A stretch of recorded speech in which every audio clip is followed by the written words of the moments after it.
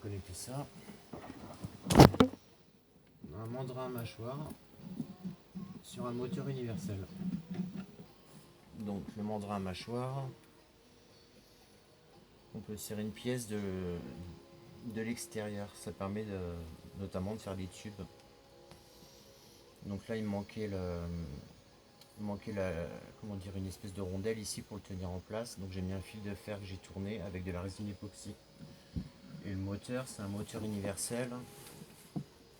C'est-à-dire que le moteur universel, on a un rotor qui est en rotation et on a un stator.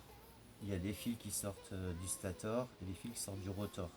Il faut prendre un fil du stator et le connecter avec le fil du rotor, ce qui nous laissera deux fils. Et ces deux fils-là, on le relie au positif et au négatif d'une alimentation. Et voilà. Pour l'instant. Enfin, si je prends le truc complet, c'est un moteur de machine à laver. C'est un moteur de la machine à laver dit universel.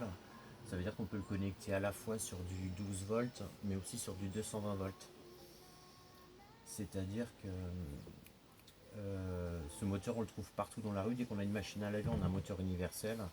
Donc on peut le tourner soit comme là avec du 12 volts, soit sur du 220. Et pour connecter le mandrin mâchoire, j'ai pris l'axe, je l'ai coupé avec une scie à métaux en 4, horizontale, verticale.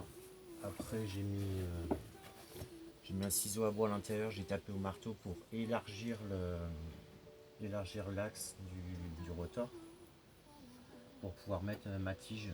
Et ensuite j'ai utilisé une résine époxy avec un durcisseur. On fait une espèce de pâte et j'ai mis la pâte dessus pour pouvoir le fixer.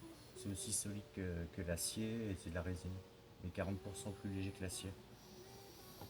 Donc du coup, mon moteur, je peux adapter le membrin et dessus je peux y fixer les pièces que je veux. Je mets une pièce, je la fais tourner très vite et après j'ai avec mon ciseau à bois, il me faut un support pour pouvoir creuser et tourner la pièce. Une table croisée, c'est-à-dire qu'on a une tige filetée avec un plateau qui va horizontal et une deuxième table par-dessus avec une tige filetée qui va avec un plateau horizontal vertical. Ce qui est juste à tourner une molette comme ça pour que ça aille dans ce sens, et une molette comme ça pour que ça aille dans ce sens-là. Et après on rapproche petit à petit et ça permet de créer toutes les coupes circulaires, tous les moteurs.